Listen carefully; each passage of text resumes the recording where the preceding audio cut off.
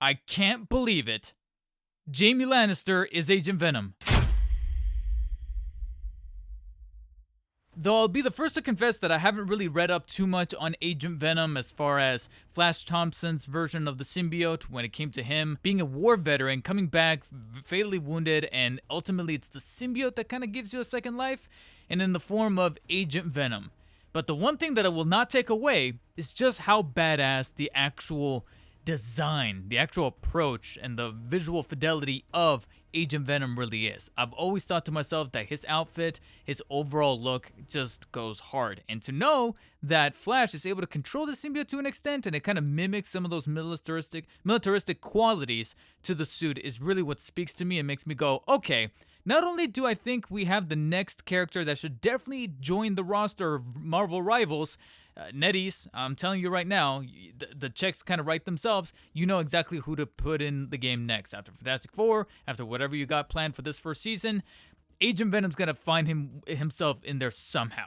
But now, entering 2025, Marvel Legends, revealed late last year, decided to take upon their retro card wave, or whatever the case may be, because the card itself has some design variances from the Spider-Man animated series aesthetic, so I find that kind of interesting and albeit a little puzzling, but you know what? Frankly, it doesn't really matter because inside is ultimately one of the first moments in very recent memory that I pulled out a Marvel Legends Spidey related character and thought, holy shit, this is actually a cool figure. Albeit with some caveats, some of which I'm kind of bypassing just a little bit for the posterity of the review because they kind of came by default with them out of the box, but I thought to myself, let me give him the most straightforward neutral position here as far as what he's kind of wearing, what he's kind of holding in some of the joints and some of the accessory level of things. So for now, I'm just going to tackle the overall suit, which, like I mentioned, I've always been the biggest fan of this fusion of Agent Venom with just an overall hardcore militaristic suit with the pads, the armor, it's almost like Venom and Deadpool had a little bit of a baby, but then mixed in there somehow. I know some of you are probably going to regurgitate when you hear this name, especially if you come from the Marvel camp of things. But Todd McFarlane, all right? If Todd McFarlane was like, oh, I want to make this thing to look so cool and be like kind of heavy metal with the spikes and the things kind of coming out and big and bulky.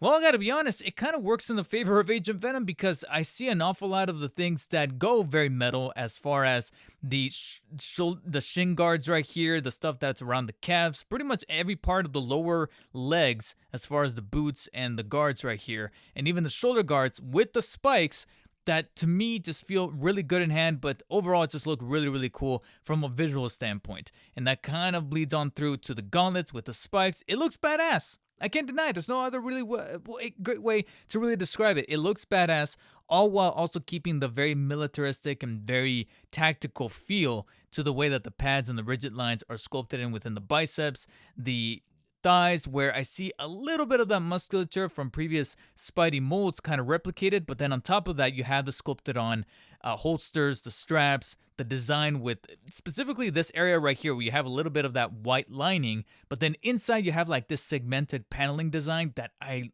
really, really love. I love this approach.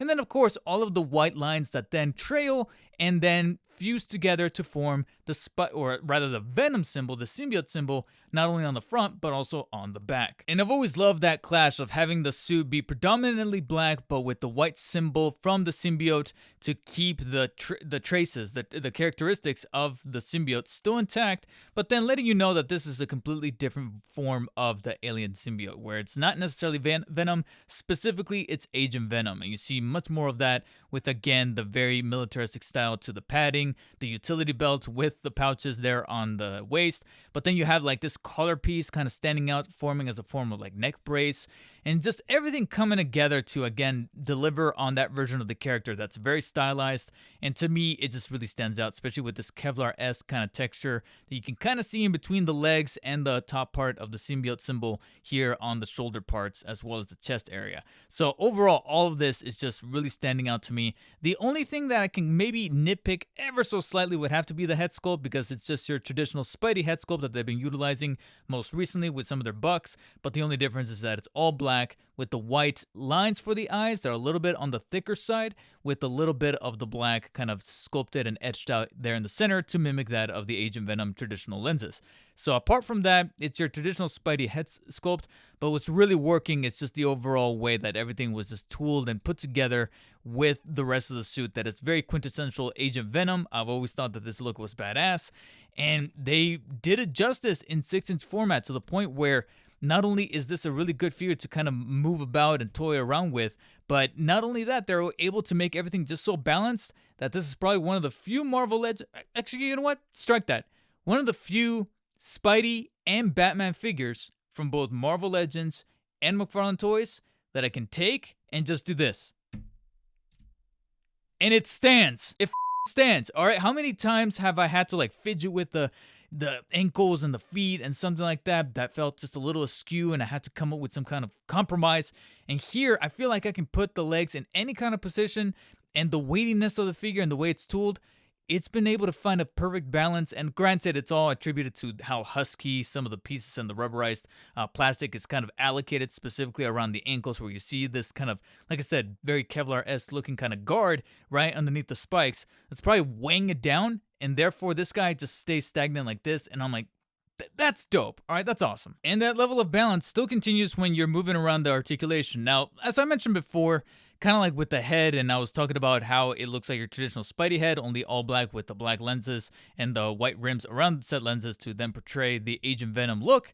The actual articulation behind the head is also no different, except with one actual major discrepancy. You can still rotate the head, but it does look like this time around they made the neck just a little too girthy, despite looking like it's utilizing that dumbbell design that I wish more Marvel Legends Spideys would use so that we can get full tilting, which it definitely does. I'm glad to see that we get even better tilting than some of the more recent Spideys that I've been toying around with. But sadly, not a lot in terms of being able to move the head up and down vertically. It looks like it's a little lost there because of how much thicker and robust they made the neck. And obviously, you're not going to get any further articulation on the lower part of the neck due to the way that this whole collar is designed. And that's not the only compromise that I spotted when moving the articulation about. When you get to the shoulders, for example, you have an exact vertical cut for the shoulder joint, which only allows the arm to rotate 360. Now, granted, I should also be grateful in and of itself that I'm able to move these shoulders 360 to begin with, because I was thinking that wasn't going to be possible because of the shoulder guard, but it looks like it's on a form of hoop, or nevertheless, it's glued on the top part of the shoulder that's part of the arm as opposed to part of the torso. So therefore, it's able to move in tandem with the shoulder as opposed to being stuck like in place, and then I can only move the shoulder about that far up and then it stops, and likewise in the opposite direction. So good to see that I can do the full 360 via that vertical cut, and you can technically still extend even with the shoulder guard. It's, like I said, on a bendable adhesive or a bendable tab or hoop, whatever the case may be. And therefore, it's able to somewhat flex about that far up to achieve the 180-degree angle right there with the extension. But the shoulder movement actually stops right about right there. No butterflies to be found whatsoever. At first, I thought maybe it's achievable, but that's only the shoulder guards kind of flexing on those pieces that are glued on or hooped around. It's not necessarily a bicep form of joint that's found anywhere in there. It's completely stagnated. So that's the only other caveat, especially after coming off of so many Spidey figures that I've been reviewing recently that have had actual butterfly joints. It's a little bit of a shame that Agent Venom doesn't really come with them.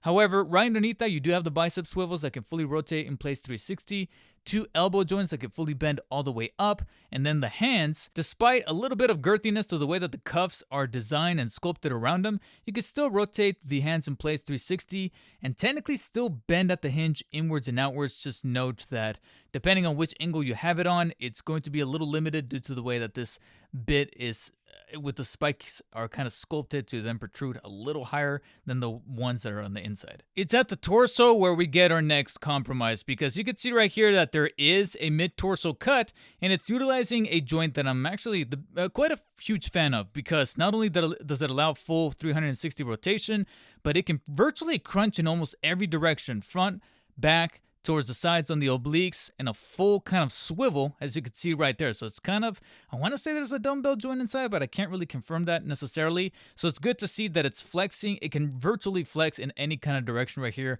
for full posability.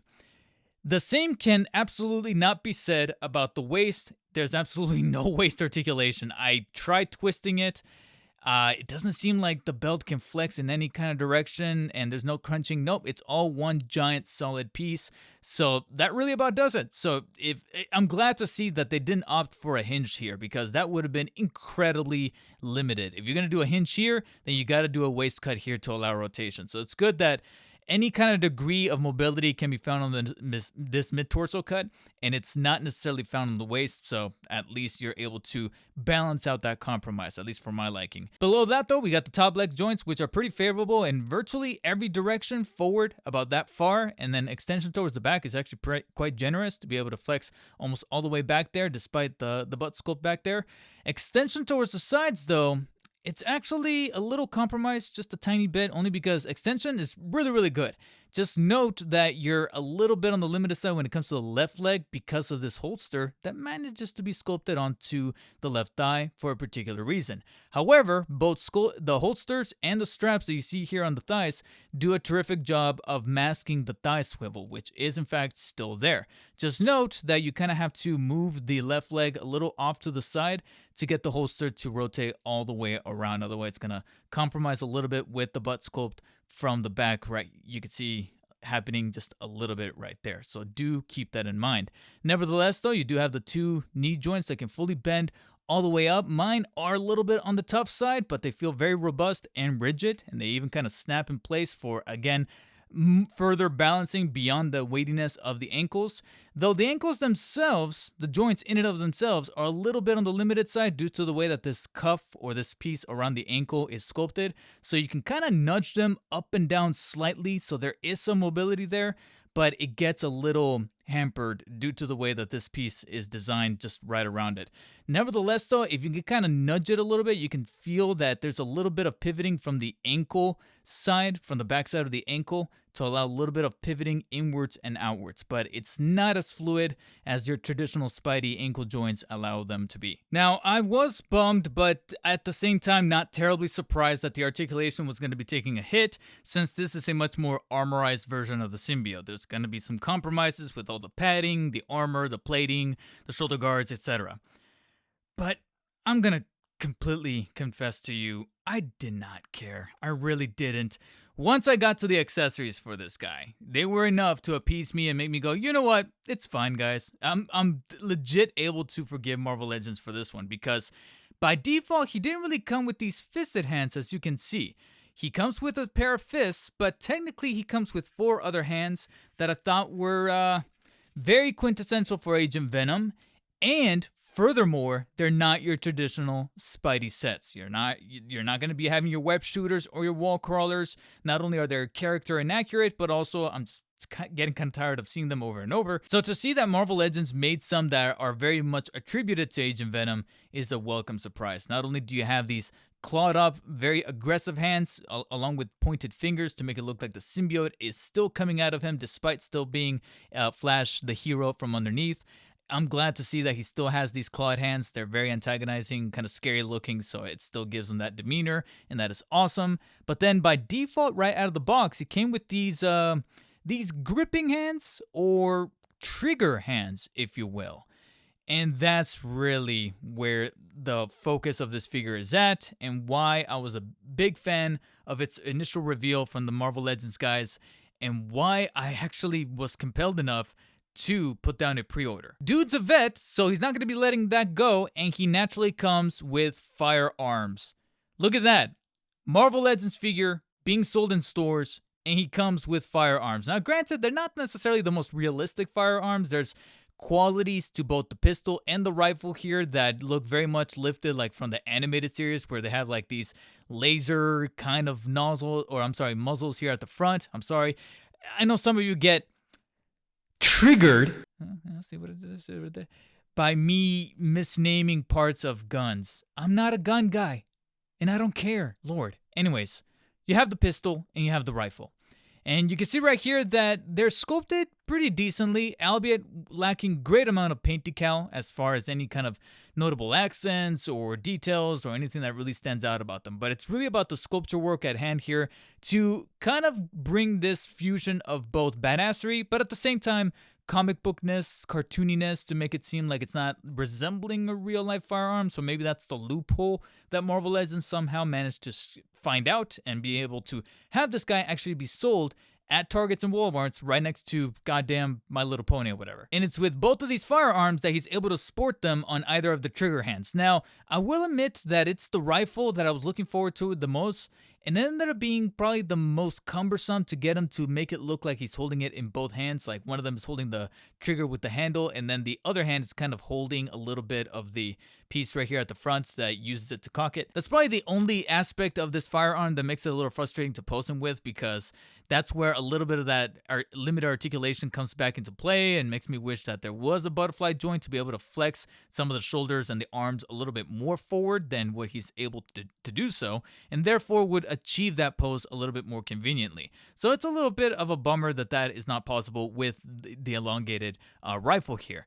On top of that, the rifle itself cannot be spored or kind of placed anywhere on the person of the figure. There's no holster, there's no carrying sheath or anything to kind of put it in the back or on the side. Whereas the pistol not only conveniently fits into the holster that's on his left thigh for safekeeping, but it can fit into either one of his hands no problem, and it's naturally very easy to pose since it's only a one-hand firearm. So yeah, I still really dig that Marvel Legends had the gall to include these weapons in there and still keep the integrity of the character of Agent Venom intact. And I gotta be honest, the fact that they were able to pull that is kind of a feat in and of itself, and it kind of, like I said, makes us look at some competitors and kind of raise an eyebrow and wonder why it is that being either some kind of exclusive online or priced at a certain level has to be a prerequisite. And if that wasn't enough goodness to be thrown in with Agent Venom, he also comes, by default technically, the alternate unmasked head sculpt bearing the resemblance of Flash Thompson from the comics. You can see right there that though I do admit it's a little bit on the oversized aspect, the oversized level, because once you kind of do the head swap or naturally pull the figure right out of the box because he technically comes with it by default, you'll notice that, yeah, it is quite a sizable noggin, but the actual paint decals and the sculpture work behind not only the hair, but also the face, the little indentations, and hell, I would even go as far as even giving it some respects for the expression, because he looks kind of weathered. You know, this isn't Flash Thompson from high school days where he was all cocky and smug because he was a jock, you know, he was in it with the ladies, etc. I can kind of look at this face and go, yeah, this is a dude that probably has seen some shit. And they did a remarkable job of emulating a little bit of that expression while at the same time giving him that adult quality with the butt chin right there, but still keep the integrity of the character intact. You got the hair, the way that the paint and the sculpt work around the chin, the cheekbones, and the nose is really what's doing it for me. And frankly, knowing that all of this is bundled together for $24.99, I would argue this is really where it was actually incentivizing me to put down a pre-order for this specific Marvel Legends, especially when you consider my history with the company and how much I keep kind of rebelling against them with the amount of times that I felt like I was pulling the same Spidey figure over and over. You know that every chance that they get to bring us something a little bit refreshing, a little bit unique, it piques my interest. And I'm glad to see a little bit of that interest get rewarded in the form of unique characters that are not your traditional Spideys, but more importantly, at least to me, come with some kind of added value proposition. And ever so often, they can get a little pick and choosy. I don't know what the actual backroom meetings are like, discussing those kind of things, like which hands go with which character, are they going to include web accessories, yada yada. But all that brushed aside, giving Agent Venom not only a really good, well-sculpted body, great articulation despite having some discrepancies with the torso or the butterfly, but then to me, most importantly, the added accessories of not just having 6 total hands, some of which are very much personal to the character with the claws and the hands and the triggers, but also actual firearms. not betraying the character. It's like Deadpool not coming with any of the rifles or the guns or even his katanas. Just imagine that. Or any other character that you... Punisher with no guns. That's insane to even fathom. So to see that Agent Venom did not compromise on that, well, maybe it did a little bit with, like I said, the actual style of the weaponry in and of itself. But then just to kind of add the little cherry on top, the added head sculpt of not just the alternate unmasked head with Flash Thompson, but also the masked head here on the side. $24.99 is actually a pretty good deal for this guy. It makes it very easy to see why he was sold out for a really long time. And quite honestly, it manages to secure a pretty hefty distinction for me personally. Again, after all the shit talking that I've been doing with Marvel Legends, I can at least brush all of that aside, be really level-headed, and most importantly, fair in giving this figure a 9 out of 10. I would definitely argue that if you manage to scope this out at your nearest Walmart or Target, which apparently seems to finally be propping up in much more stores nationwide, brick and mortar stores for both Target and Walmart, but specifically Target, and you've been on the Marvel Legends collecting binge, definitely do not pass this guy up, because apart from all the other figures within this wave, this guy's a standout, and you'll be very, very happy with him. Because me being a bit of a Marvel Legends naysayer most recently, even I'm saying that I really dig this figure, and it's probably going to be at least in the running, somewhere in the mixing bowl for potential figure of the year in 2025. But we'll see as the months go on. For now though, if you guys do happen to have the Agent Venom from Marvel Legends' recent wave, what do you guys think of him? Do you like him? Do you think that there's some things that could be better? Are you someone like me who was on the fence of Marvel Legends, but then finally messing around with a figure like Agent Venom, or any other figure that made you kind of quote unquote see the light, finally made you go, okay, maybe there's some potential for some great heights to be reached by Hasbro in 2025, especially as we kind of go down to see what is going to be happening with this Maximum series and what the pricing is going to be, the details, etc. Let me know what you guys have to say down below, and while you guys are down there, hit the thumbs up button if you enjoyed this video, thumbs down if you did not, and as always, stay humble, and I'll catch you later.